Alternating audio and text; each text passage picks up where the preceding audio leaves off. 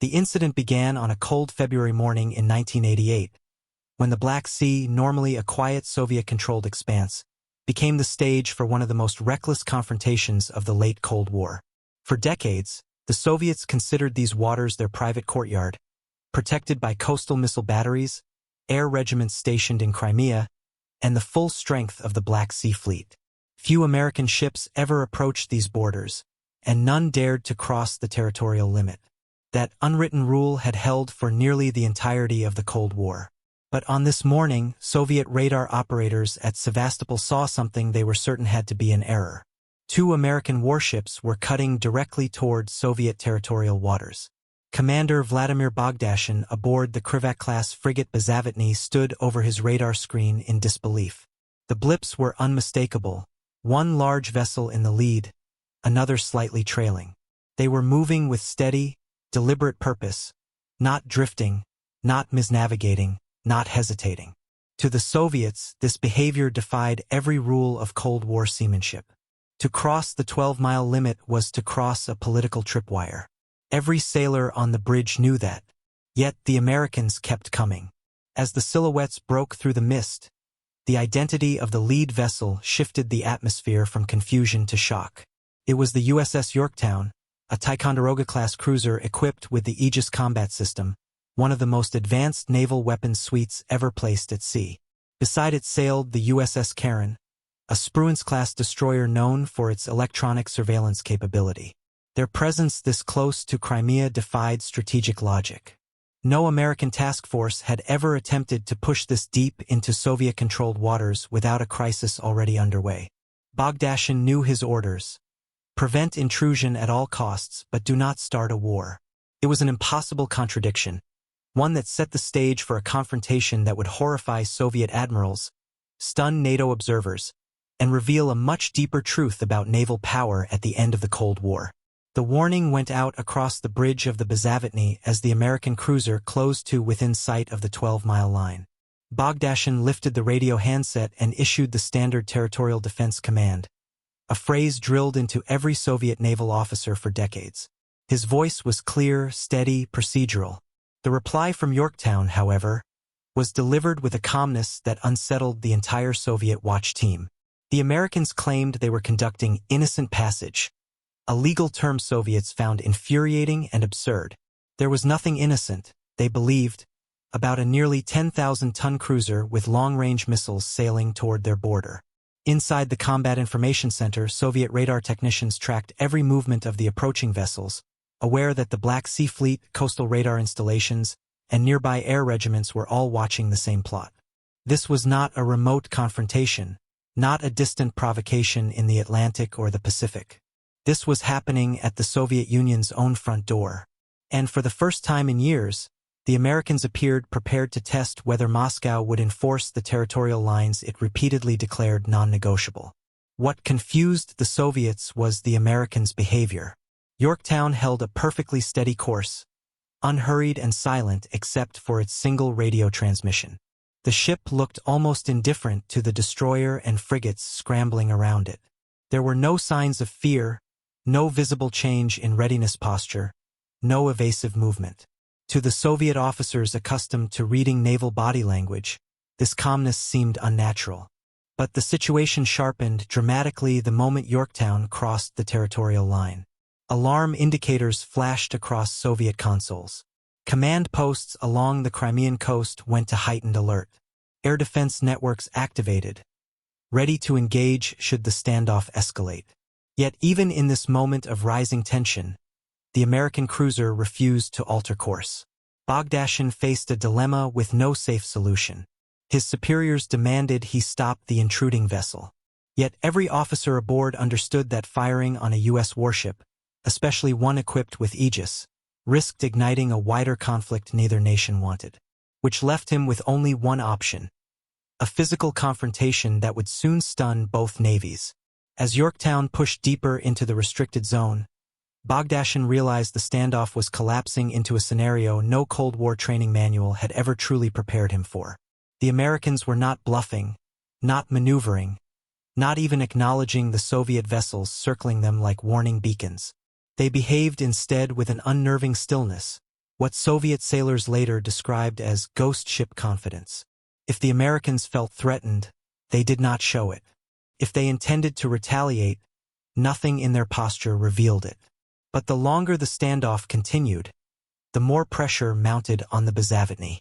Soviet naval doctrine valued strict territorial enforcement, yet simultaneously forbade any action that could trigger uncontrolled escalation.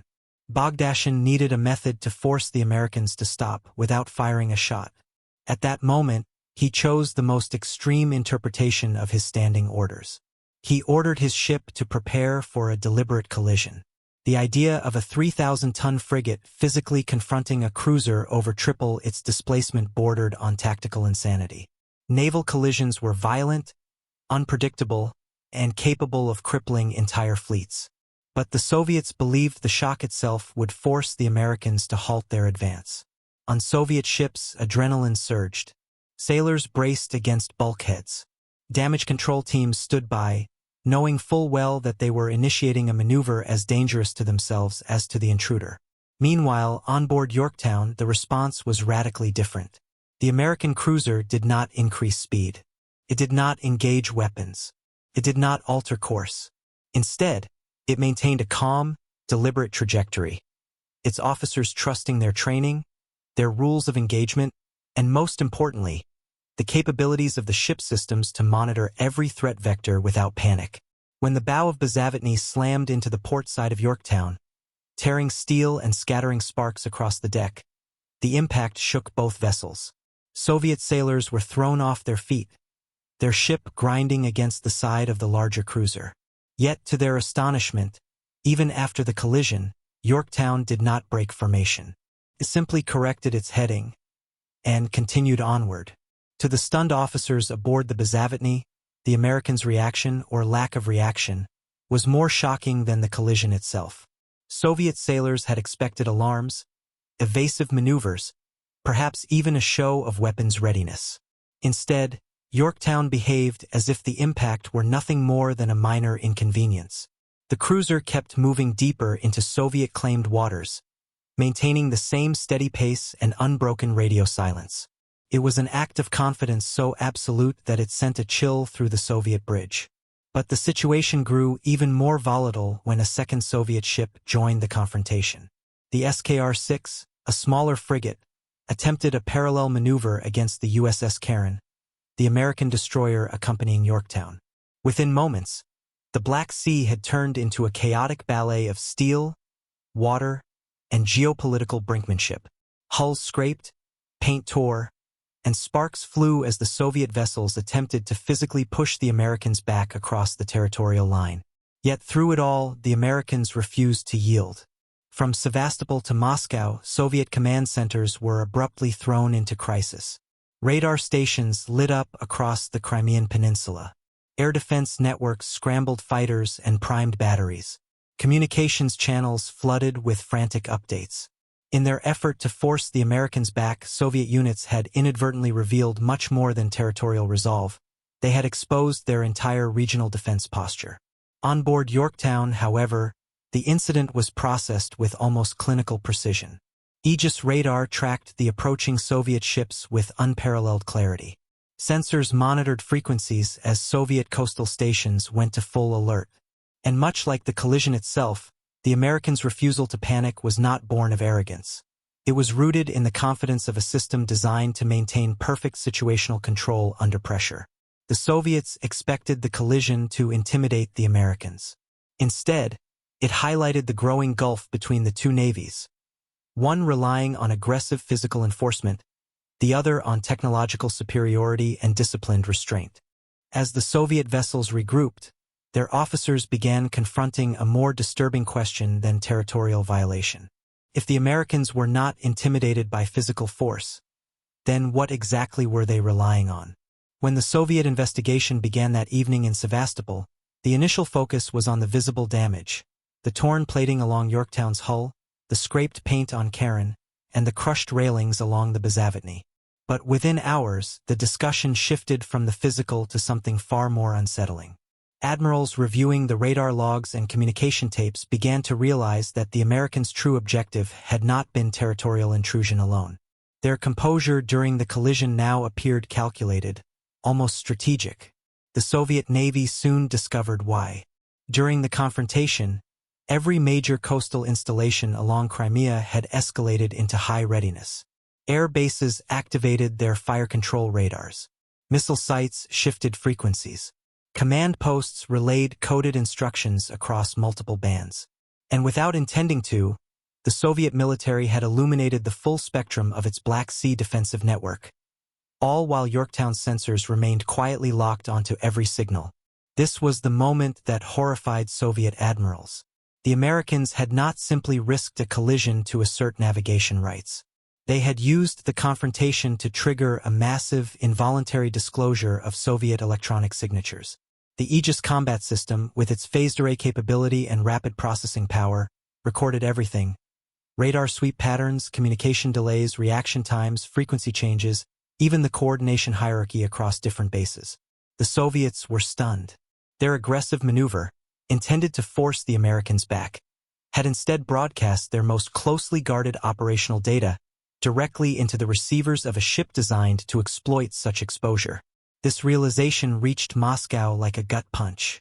For years, the Soviets had poured resources into building larger fleets and more powerful missiles, believing that numerical superiority could offset Western technological innovation. But the collision revealed a truth they had resisted acknowledging. The Americans were operating at a different level, one defined not by the size of their ships but by the intelligence networks woven into them. And while the Soviet vessels had relied on physical force and immediate emotion, the Americans had treated the entire encounter as a controlled data-gathering operation. That contrast, steel versus software, instinct versus calculation, would become the defining lesson of the incident. In the weeks that followed, Soviet analysts pored over every second of footage, every intercepted transmission, every radar reflection recorded during the collision. What emerged was not simply a report on a territorial violation, it was an autopsy of the Soviet Navy's vulnerabilities. The Bezavatny had returned to port with crushed plating and distorted launchers, but the deeper damage was doctrinal. The Soviets realized they had been outmaneuvered not by firepower, nor by tonnage, but by a navy that had fused technology, training, and strategy into a unified system. The Americans had revealed nothing emotional, nothing reactive, only a quiet, disciplined assurance that unnerved every officer who reviewed the tapes. Meanwhile, the USS Yorktown, despite bearing the scars of impact, resumed operations within weeks. Its sensors had absorbed a historic haul of intelligence. Its crew had demonstrated the value of procedural restraint under pressure, and its presence in the Black Sea had delivered a message the Soviets could no longer ignore. The Cold War would soon be entering its final stretch, and this brief, violent confrontation had exposed the widening gap between two superpowers. One fought to defend territory, the other fought to define the future.